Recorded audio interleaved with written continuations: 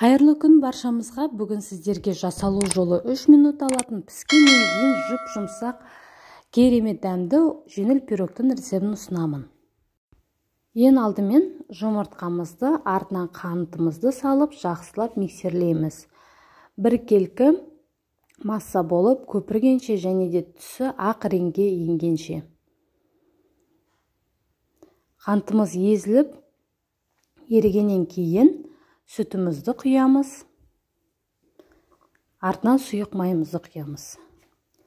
Барлығын миксерлеп, қопсытқышымызды саламыз және де біртіндеп ұнымызды сеуіп отырамыз.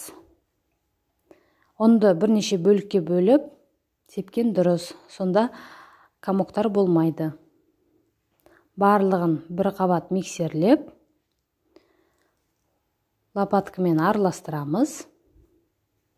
Мінеке қоймалжың болды. Ендігі пісіратын формамызды сұйық маймен майлап, барлық